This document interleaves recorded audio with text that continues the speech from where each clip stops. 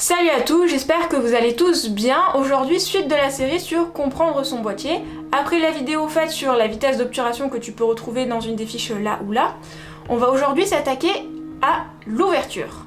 Au fait, si tu aimes mes vidéos, n'hésite pas à t'abonner et à activer la cloche, c'est très important pour que tu sois notifié de toutes les nouvelles vidéos qui vont sortir tous les vendredis.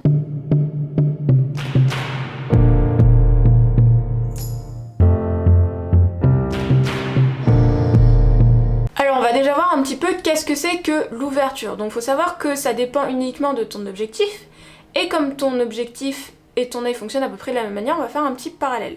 Donc comme ton œil, ton objectif a un diaphragme qui s'ouvre et qui se ferme et qui laisse plus ou moins rentrer de lumière. Du coup, cette ouverture, elle va gérer la quantité de lumière qui va frapper ton capteur, mais pas que. Ça va aussi jouer sur la profondeur de champ et donc sur ton flou d'arrière-plan. Et cette luminosité, on peut la caractériser par le petit chiffre qui est après le F, que tu vois sur les objectifs. Donc ce petit F indique quand tu achètes un objectif l'ouverture maximale de ce dernier, et quand tu règles ton ouverture, l'ouverture à laquelle tu es. Donc plus ce chiffre F est petit, et plus ton objectif est ouvert, plus ton diaphragme est ouvert, et plus de lumière rentre. A l'inverse, plus ce chiffre F est grand, et plus ton objectif est fermé et moins tu as de lumière. Donc comme tu peux le voir sur le plan que je mets actuellement à l'écran, là je suis en train d'ouvrir mon objectif, donc je vais à un F petit, F1.8, et tu peux le voir, il est grand ouvert, la lumière peut rentrer. A l'inverse, maintenant je sélectionne un F grand, F11 par exemple, et là le boîtier l'objectif plutôt va se refermer et moins de lumière pourra passer. Tu peux donc logiquement te dire qu'il faut toujours travailler avec le F le plus petit possible pour avoir le plus de lumière.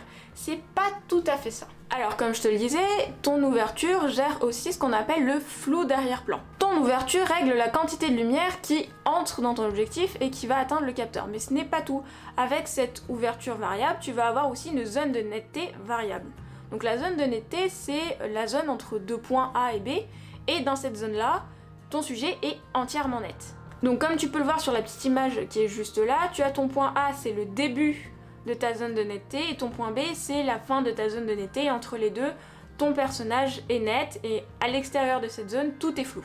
Le lien entre zone de netteté et ouverture est assez simple. En fait, plus ton F est petit, donc plus tu es ouvert et plus tu as de lumière, et plus cette zone elle aussi est petite, donc plus tu auras du mal à faire ta mise au point proprement, mais à l'inverse, plus tu auras du flou d'arrière-plan et plus ton sujet sera détaché de son environnement. A l'inverse, plus ton F est élevé et plus ta zone de netteté grandit, elle peut même être quasiment infinie, c'est ce qu'on utilise pour les paysages pour que le premier plan et l'arrière-plan soient nets. Cependant, en utilisant des F élevés, comme tu le sais maintenant, tu fermes ton diaphragme et donc tu perds en luminosité. En photographie, ton ouverture va dépendre de ce que tu veux mettre en avant dans ta photographie. Si tu veux isoler ton sujet du reste de l'environnement, il vaut mieux travailler avec un F petit qui va réduire ta zone de netteté et rendre uniquement ton personnage net.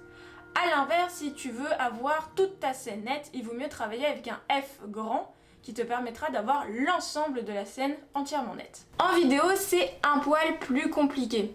Comme je te l'ai dit, la luminosité et la profondeur de champ dépendent de ton ouverture, de ton F. Si tu veux faire une scène avec un personnage vraiment isolé de son environnement, vraiment centré sur lui, et si tu veux avoir un maximum de flou d'arrière-plan, tu dois travailler avec un F petit, F1.8 par exemple.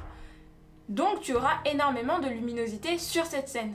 Si la scène juste d'après est une scène large, où tu vois tout net, par exemple F5.6, tu vas perdre en luminosité. Ta scène sera plus sombre que celle d'avant. Tu vas donc avoir un petit souci en post-production, tu vas te retrouver avec une scène hyper claire, puis une scène plus sombre. Pour remédier à ça, tu as deux solutions. Première solution, elle se passe en post-production. Tu vas essayer d'étalonner, d'arranger la colorimétrie de tes deux images pour qu'elles soient raccordables et qu'elles concordent. La deuxième option, c'est d'utiliser un filtre ND. Les filtres ND, ce sont des petits filtres que tu viens placer devant ton objectif et qui permettent de faire varier la lumière qui atteint ton objectif. Donc tu le places comme ceci et tu fais varier la quantité de lumière qui peut rentrer. Ça peut te permettre par exemple d'assombrir l'image à f1.8 pour qu'elle soit raccordable avec l'image à f5.6 dès le départ sans avoir besoin de faire de l'étalonnage et de la colorimétrie en post-production. Voilà, cette vidéo est maintenant finie. Si tu as des questions, n'hésite pas à les poser en commentaire, je serai toujours là pour te répondre. Si tu as aimé cette vidéo, lâche un petit pouce bleu, ça fait toujours plaisir. Et en attendant, moi je te dis à vendredi prochain.